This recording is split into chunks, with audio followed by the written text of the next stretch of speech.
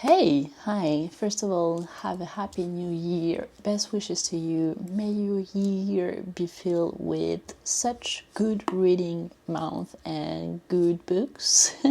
May your year be filled with being healthy and love from your relatives mostly. But yeah, we are here today to talk about my December reads before doing the best books and worst books of the year wrap up, because I've not missed a single monthly wrap up during the year, so I'm not missing the December wrap up, so let's just do it. First, I've read a book that was gifted to me. It's The Blank Cats by Kiyoshi Shigematsu. It's a Japanese literature fiction kind of slice of life. This is little short stories about people having problems in their Tokyoite life, and you immerse in the life by seeing them going to a shop that can lend a cat for 3 days maximum. And this is just so immersive because you kind of follow them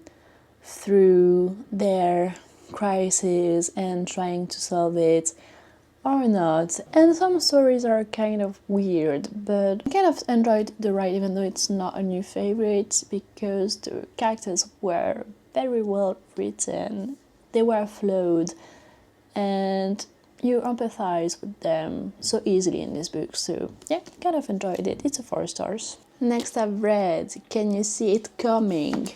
A Little Life by Anya Yanagihara. And what a ride. I had time to ponder on it. This is a literary fiction really focused on mental health. This is about 4 people who met friends when they were in college, and they're moving to New York to try to make their place and live up to their ambitions. And this is about first Willem, who wants to be an actor. This is also about Malcolm, who wants to be an architect, Jibei, who wants to be a painter and he's painting in a studio in Brooklyn, and also about Jude, who is going to be a lawyer. And there is a special relation between the 4 of them, but particularly between Jude and Willem. From there, it's spiraling down, I can say it like that. There are ups and downs definitely in this story, but this is spiraling towards the down at first. I don't want to say too much, and this is really focused on Jude especially and Willem from their point of view, and there are jumps in times to try to get into their past and know them a bit more. But this was just getting me lost when I was in a good rhythm through the story. I usually don't like it when there's jumps in the time because it gets me lost all the time. Why my voice is breaking? Okay, had a little bit of water, should be better. I think that this is too much focused on the pain. I think that the main character, Jude, could have been through a third of what he went through, and it would have sufficed. And the author is toying with us so much, and the book, I think, could have been shorter in my point of view. I don't want to overgo the fact that this was super well written. The characters are vivid. You suffer with them. You attach to them. I cannot say that you do not root for the character. She did a great job for that, but I think she was doing too much. She wanted to do too much, and it feels through the story. Even though I liked the beginning, I liked the end, it's just that through the book there were so much things that could have been removed and the story would have been still good. So for me, it's just too much. I loved it. I annotated it so much, and I could have annotated it even more. But this is just a hate-love relation, so this is gonna be a 4 because it's not a favorite. I cannot recommend it to everyone. I cannot shout on every roof that you have to read this book. But Also really loved it. This is too much. This book is too much. Hey, it's just the editing me wanting to add that you must read, please, the trigger warnings before getting into this book, and that I've made a whole reading vlog about it. Next, I've read another book that was gifted to me. It's The Dead of Winter by Sarah Clegg, and I loved this book. This is about Christmas folklore in Europe. Good thing to know is that Sarah Clegg has a PhD in ancient history from the University of Cambridge. So she knows what she's talking about normally. She explores folklore such as Krampus in Austria or the Candle-Crowned Youth, which is in Finland, through short stories. And I loved the way she talks about exploring and studying folklore, how you have to be kind of aware of the sources, all the searches she has made about it, and she explores it in a very humorous tone. I love it. She is sarcastic, and there's a lot of footnotes that I loved. Those are sarcastic, and there are also pictures at every beginning of the stories. Creepy one, yeah, but love that. And also the book is really beautiful. So, and it's short. It's super short. So I give it 5 stars because it's a non-fiction, and usually with non-fiction it works very well for me, and this is about grim Christmas, so it worked. I'm gripped, okay? What can I say? I'm a grim girl through the core.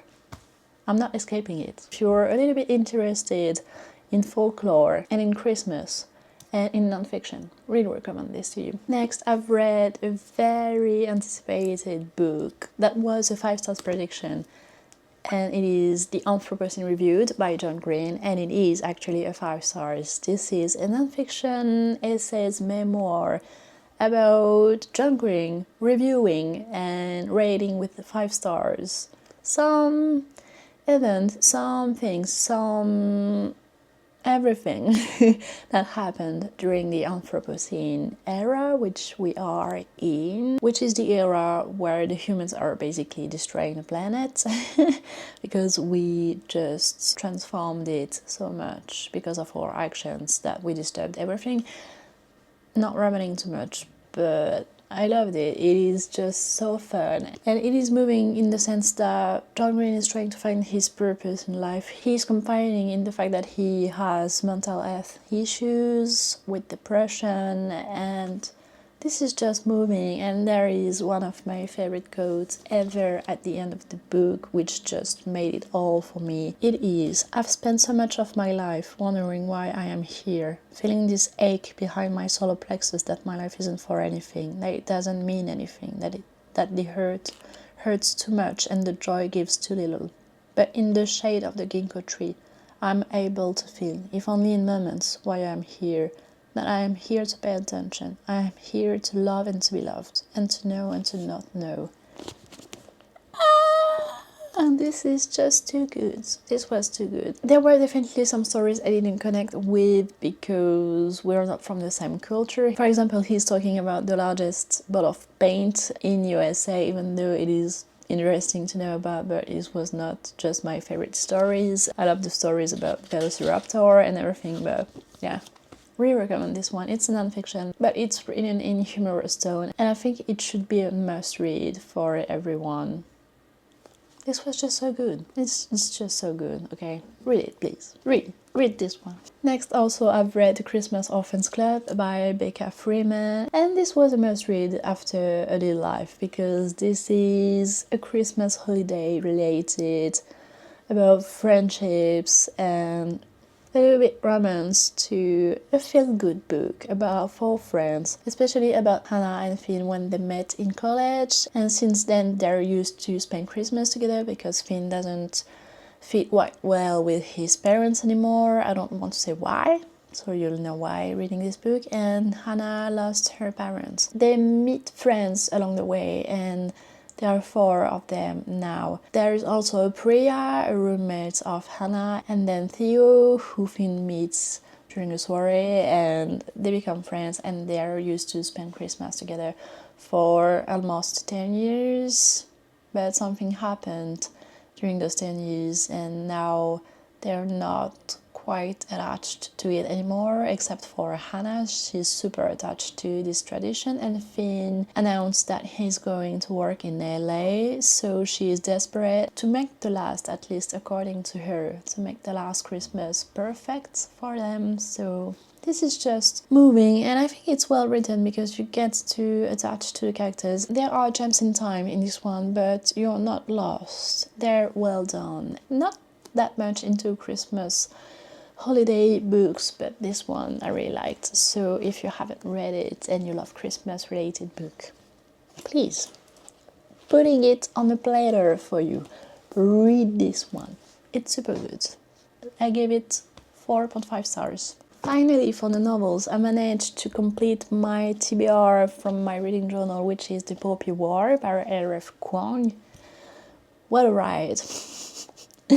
What a ride, this one. I knew it was kind of harsh to read, but let me tell you first about it. It's a fantasy, kind of high fantasy novel set in a fictional world inspired by ancient China, so it's also historical fiction. Rin is an orphan of war. She has no memory of her biological parents, and she was taken into a family because it was kind of a law to take orphans into your family, but her adopting parents doesn't really care for her. They just want her to take care of the shop, and she wants to change her condition, so she takes a super hard test named the Keiju to try to enter a military school. And I don't want to say too much. I loved the writing of this book. There was some length to it for sure, but it was brutal. If you've read it, please, let's just talk about part 3, what's happening in the beginning of part 3. I didn't recover from it yet. Kind of not traumatizing, but kind of sad read for the end of the year. Maybe not the best choice, but the Christmas Orphans Club was the best choice. I gave it 4.5 stars. This was such a good read too. So it's been a good reading month for the novels. This is also the debut fantasy novel for R.F. Kuang, and I thought it was kind of impressive, so yeah, definitely recommend this one. I have to continue the series in 2025. So excited for the reading plans of this year. Next, for the mangas, obviously I've read volume 19 of Your Name of the Dawn, the cute read of the month. This one is not a favorite, but I still loved it. It is about a character going through some issues and they have to find a solution to it, and the love interest also. I love how this is just a slow burn, touching hands, not happening too much. It suits me. I don't need for them to confess their love for each other.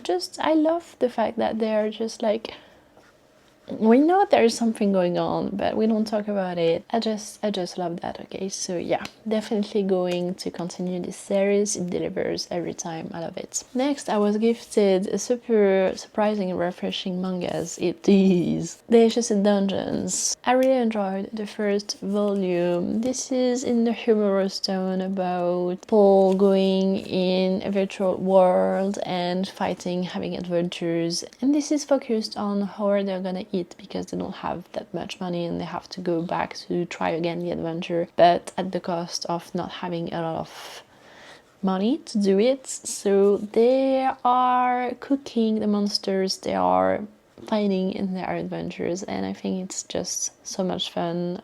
I'm not really familiar with the world of Dungeons and Dragons, but this is so cute. I loved it. The drawings are super cool, so if you love a cute, not too heavy story about people going on adventures in a Dungeons and Dragons world and cooking, this could be for you.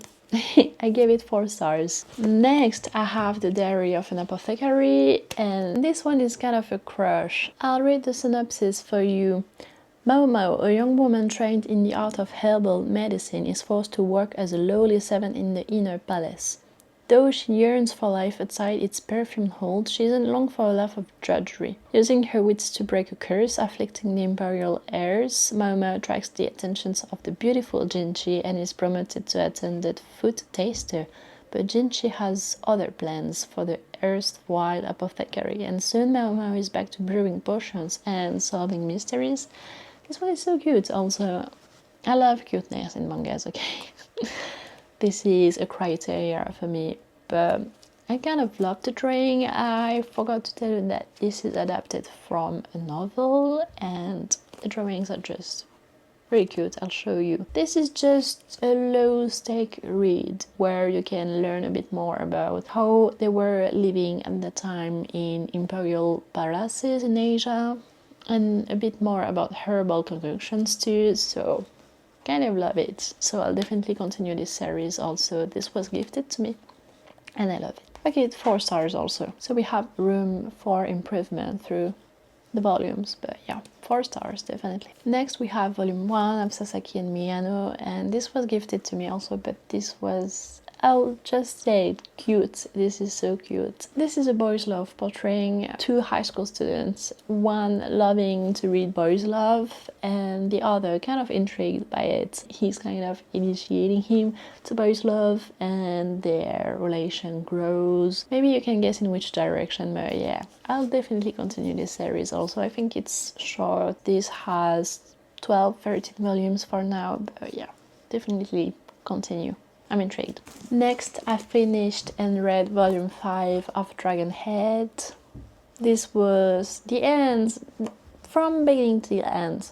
The beginning I wasn't quite sure I would love it, but till the end it was super good, and I loved how it explored human nature and fear. I loved it. The drawings also, I'll show you, are so good, and this is kind of frightening because you're pondering and wondering how you would react to in the same condition, apocalyptic condition. I recommend this series, plus it's short. Next, I finished Banana Fish, and my heart is in pieces. There were definitely some length in the story and some repetition, but I loved the themes that were explored, the gang theme, the coming out of age, having childhood traumas. Loved also the love interest in this. I'm not the biggest fan of the drawings. I really enjoyed the ride. Overall, I would give this series 4 stars, a solid 4 stars.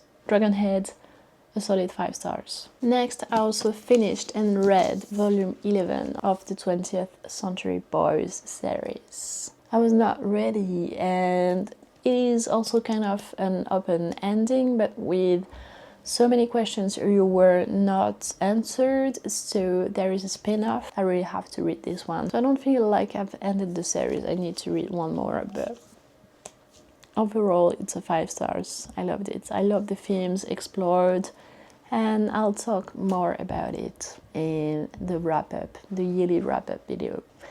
Yes, this is it. I've read so much this month. It's crazy. I'm super happy with my reading month, and I'm super happy with the last reading month of the year 2024, and I'm super excited about 2025 reading plans. I'm as much excited about making YouTube videos again. This is almost the 1-year anniversary for the channel. I'll try to do something kind of special for it to highlight the event. Thank you as always for clicking to be here. Thank you for watching till the end, and mostly thank you for being nice. Really appreciate that as always. I'll never stress it enough. I hope you enjoyed the video and hope to see you on the next one. Bye!